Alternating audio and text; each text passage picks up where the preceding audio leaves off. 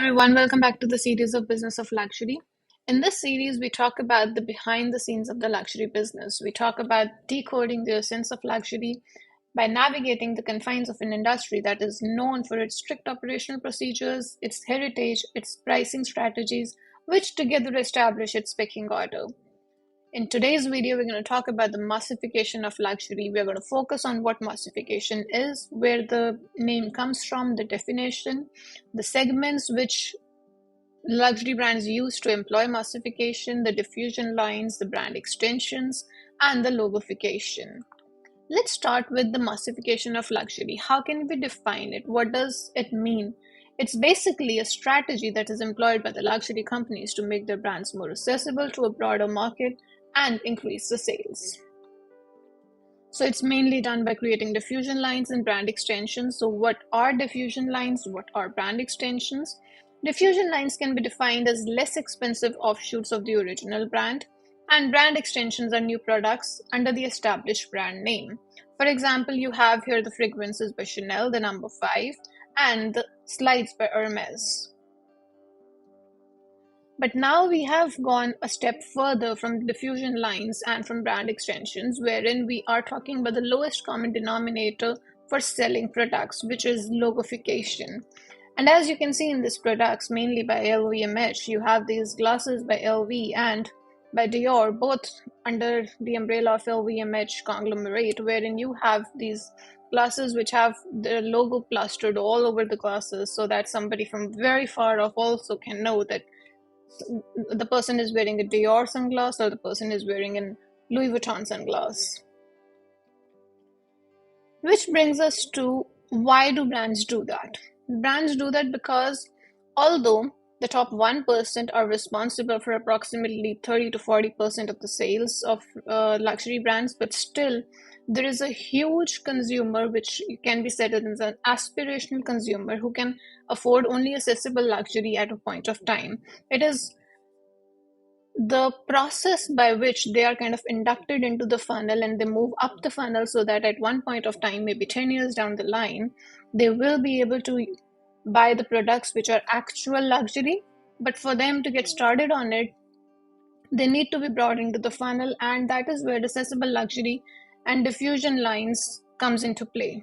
Let's talk about what we mean by accessible luxury. By accessible luxury, we mean products by the luxury brands which can be purchased by mass consumers. For example, the logoed belts, the fragrance lines, the sunglasses that we showed already.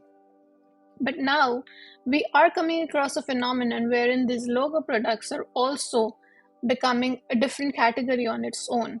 And we had a collaboration recently, which was between Supreme and Louis Vuitton, wherein these products actually became collectibles. There was a term that was used to define because of the price increase that you had. Once you had those products, you could actually resell these products for 10K, for 10x or 20x amount compared to what you actually bought them for.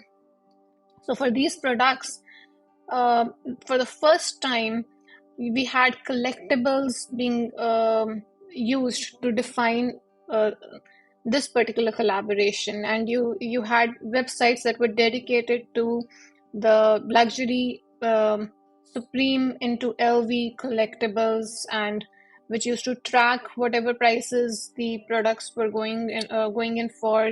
We also had a couple of series wherein people were featured who had been able to buy a lot of these products. So yes, what we wanted to say was that just from logofication, you have come to a segment within the logoed products which are now known as collectibles. So is this the new norm? Is this what we will be talking about in future also? Herein, I wanted to introduce to you a couple of advertisements from Tiffany that I saw recently, which made me think about the logofication and the massification of luxury, but in a different way. It made me think about in terms of repetition and adaptation. Having studied the designs of Tiffany a few years back, I know that there is this particular design that is being showcased in these advertisements is basically the bird on the rock design, which was launched by Tiffany way back, and the and the design was launched by John Schlumberger for Tiffany. Now, this particular design, as you can see, is more of an art product, but now it has been adapted, it has been replicated in so many other products. For example, in necklaces, in rings, in pendants, in watches, in earrings. So, is this the new norm that we are talking about? Herein, I would like to focus also on the LVMH marketing machine. LVMH does this to perfection. Even the sunglasses that we showed earlier in the video, that were from Louis Vuitton and Dior. So LVMH marketing has perfected how to kind of take a product and replicate it in a way that you can have a growth cycle with the product itself. So you'll have a lot of people who are buying these products at this point of time, but then at the same time you are taking a design which was more of an art form to and you've kind of relegated it to through adaptations, through repetitions, to something which is now just a product merchandise, nothing more than that. So when we're talking about this, what has led to this? A couple of things. For example, you had segments like fragrances, you had segments like beauty always. Also, luxury companies and other companies also, when they have to find a growth path, they move into different geographies.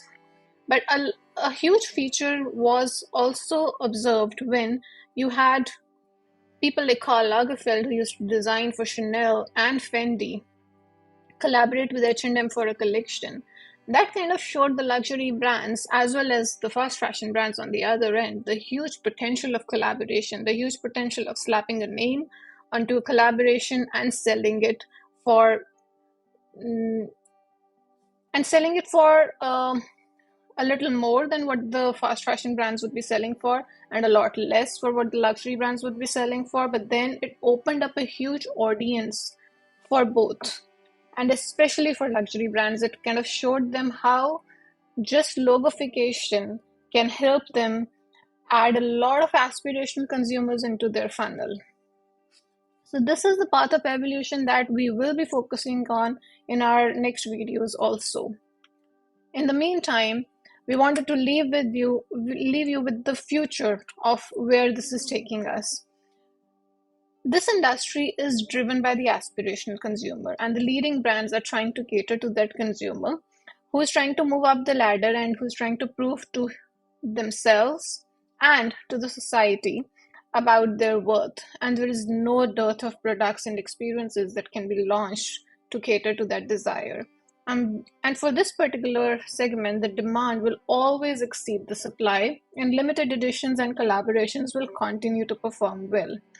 Meanwhile, there are also going to be brands who are going to differentiate themselves by standing for aesthetics, quality, and craftsmanship, and they will flourish as people who value quality will keep shifting towards these brands. And also, this is also a natural path, the natural progression. You enter as an aspirational consumer, especially if you're not coming from that background. You enter as an aspirational consumer and then you move up the ladder.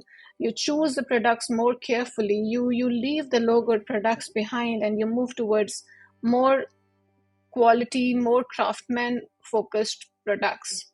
So that is what we have for you today. I hope you've enjoyed this video. Do follow more at pallavisehgal.com and stay tuned in for more. Thank you.